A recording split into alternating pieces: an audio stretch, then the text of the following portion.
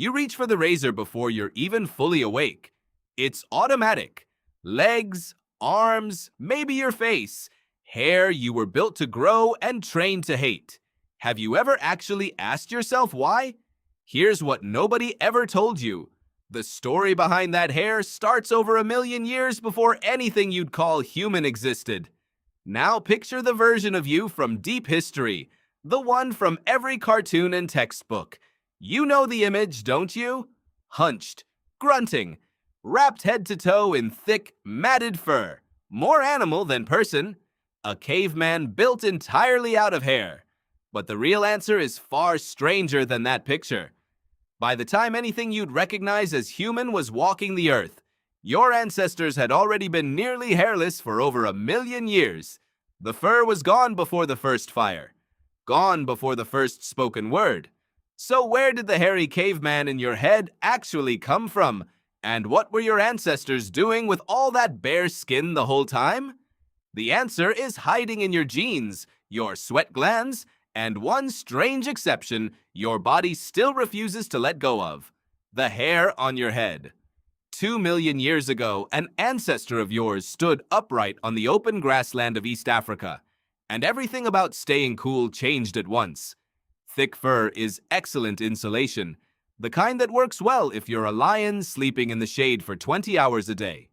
It works terribly if you're upright, sweating, and moving through the hottest hours of the afternoon.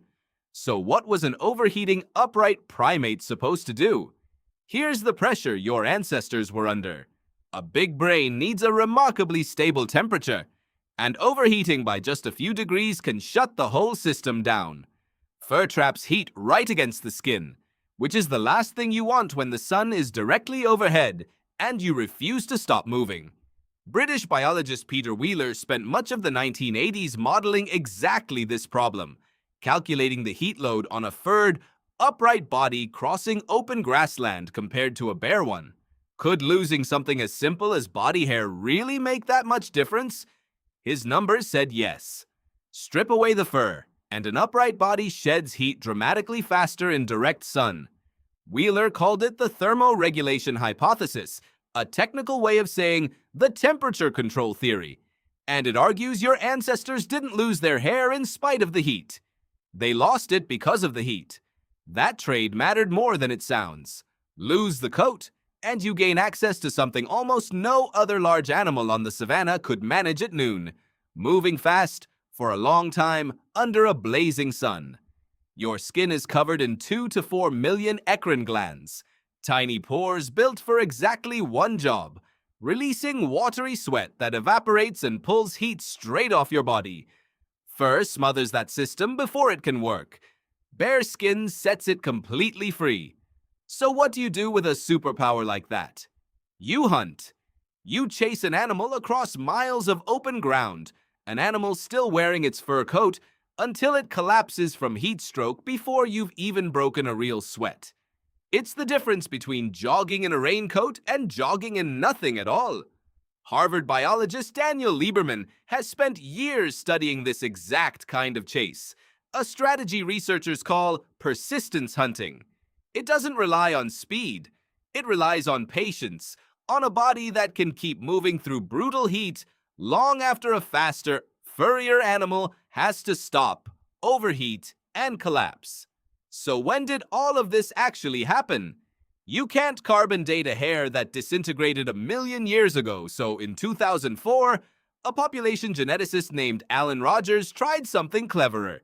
He studied a gene called MC1R, which controls how much dark pigment your skin produces.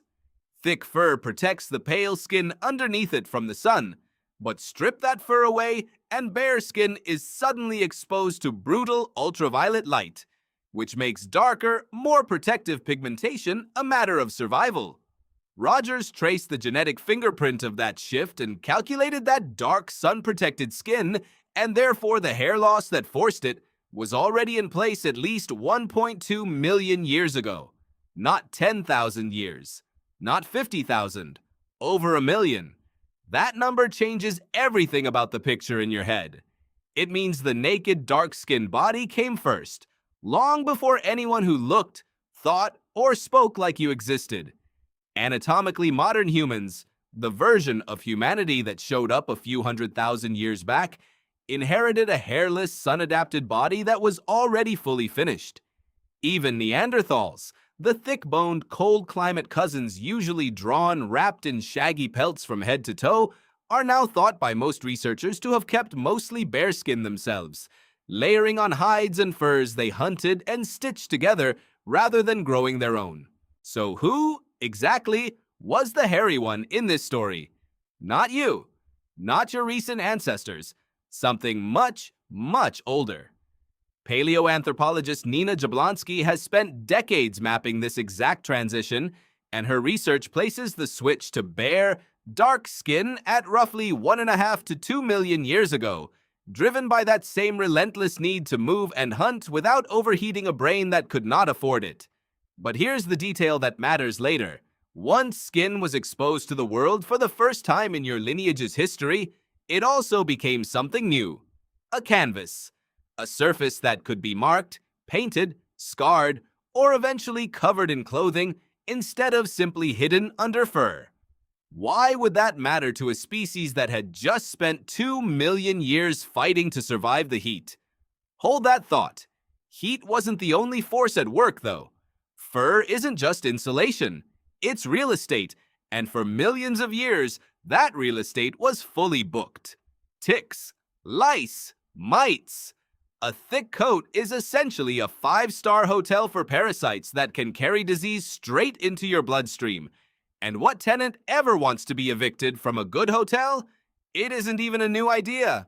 Charles Darwin floated something similar back in 1871, describing people who seemed to go out of their way to fight off the parasites that thrived in thick body hair, though it took more than a century for anyone to actually test it properly.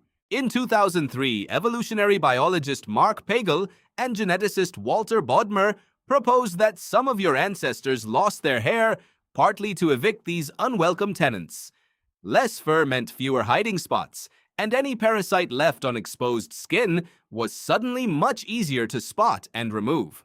Could something as small as a tick really have helped shape the way you look today? Pagel and Bodmer thought so.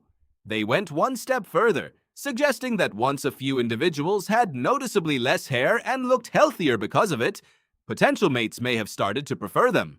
Natural selection opened the door. Attraction may have kicked it wide open. So which explanation is correct? The heat, the genetics, or the parasites?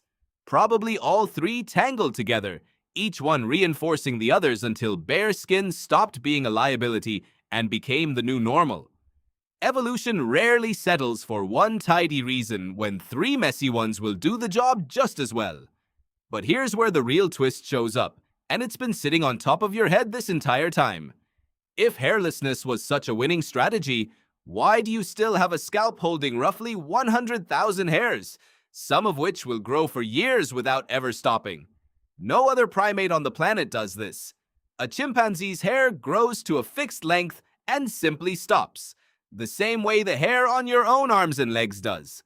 Left alone, your scalp hair can reach your waist, and documented cases exist of scalp hair growing past 6 feet, something that would be biologically impossible anywhere else on your body. That's not an accident. Your scalp follicles are running on a completely different internal clock, staying in an active growth phase, called on-again, for years at a stretch before they finally shed. The leading explanation loops right back to the same overheating problem from the very start of this story. Strip the fur from a walking, sweating, upright body, and one part is left catastrophically exposed to direct, blazing overhead sun, the top of a skull housing the single most heat-sensitive, energy-hungry organ you own, your brain. So evolution appears to have kept exactly one patch of built-in shade in the one place your body truly could not afford to lose it, insulating and shielding the brain while sweat handled the cooling everywhere else. Why there, and nowhere else on your entire body? Because that's the one spot where losing the shade would have been catastrophic, and keeping it cost almost nothing in return. And that patch of hair never actually stopped changing. In 2013, Geneticist Yana Kombarov helped lead a study that took a single variant of a gene called EDAR, involved in hair and skin development, and inserted it directly into mice to see what happened. Why would one letter of genetic code matter at all? Because the mice grew noticeably thicker hair, almost overnight. In humans, that same variant is extremely common across East Asia, and Kambarov's team calculated it most likely first appeared in central China roughly 30,000 years ago, spreading rapidly from there. 30,000 years is a blink of an eye next to a million. Your hair, it turns out, was never switched off once and left alone. It kept quietly rewriting itself, gene by gene, population by population, almost until yesterday. So the real story flips the very question you started with. Ancient people didn't have so much hair. So what did they actually have? Almost nothing. It had vanished long before anyone would have called them human.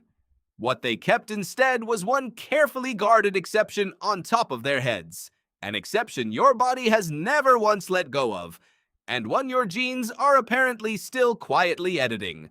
Which brings this back to you, standing in front of the mirror. Remember that canvas idea from earlier? Hair turned out to be part of it too. The same bare skin that once needed protection and decoration became a place to send signals about health, status, and identity. And your scalp, the one part of that canvas that never stopped growing, became the loudest signal of all. You spend more on the hair on your head in a single year than most of history could have imagined spending on anything. Shampoo, dye, cuts, transplants for the people quietly watching a hairline retreat. An entire global industry built around the strip of skin you could cover with two hands. Compare that to any other primate. A chimpanzee never worries about split ends. A gorilla has never once stared into a puddle wondering if its hairline is thinning. You are the only great ape on the planet capable of feeling insecure about the exact patch of tissue evolution worked this hard, for this long, to protect. Does all of that sound a little excessive to you? It isn't. You're the current custodian of the single hairiest patch of ground evolution ever fought this hard to keep. The last stronghold of a coat your ancestors shed everywhere else on their bodies. Every haircut is a small negotiation with a system well over 1 million years old. So the next time you reach for the razor without even thinking about it, notice what your hand is actually doing. You're not erasing some embarrassing evolutionary leftover. The story that started on a scorching grassland 2 million years ago is still being written, one morning at a time, in your bathroom mirror. You're finishing a job your ancestors started on foot, in the heat, on a grassland 1 million years, and an ocean away, quietly agreeing to protect the one patch they decided, long before you were ever born, was worth keeping.